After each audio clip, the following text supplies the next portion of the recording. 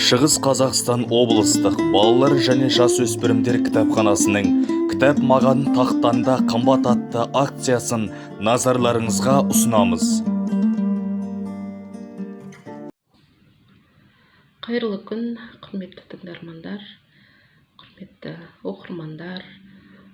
Шығыс қазақстандық әріптестеріміз сауалнама жолдаған екен.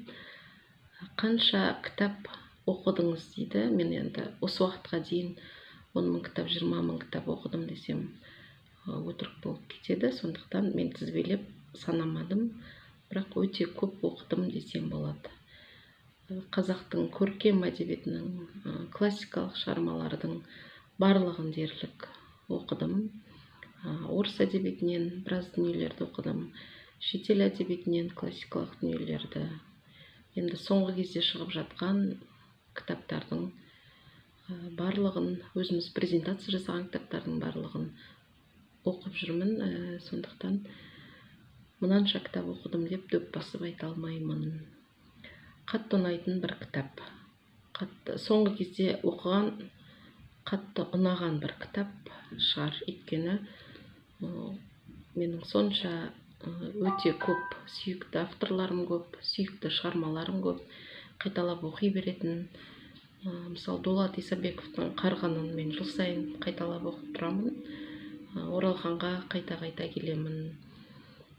Қабдеш Жұмаділовті өте әңгімелерін өте жиі қайталап оқимын. Төлен Әбдік, айта берсең өте көп. Тынымбай Нұрмағамбетовтың шығармаларын жиі қайталап оқимын.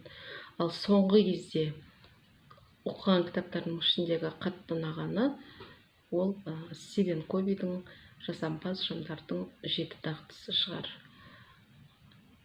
Қазірде осы мотивациялық, тұлғалық дамыту, психологиялық, философиялық кітаптарды жиі оқимын.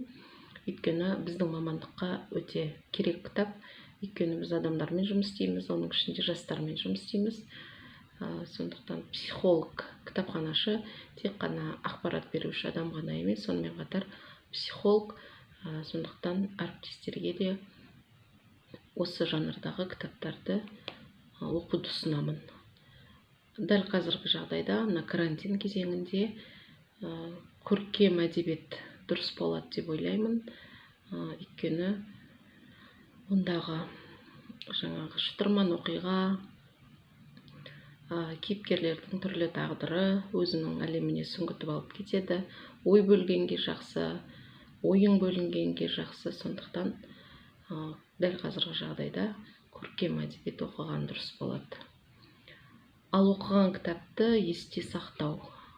Оқыған кітапты есте сақтау үшін ол шығарма туралы, ол кітап туралы әлбетте біреумен пікірлескен дұрыс болады.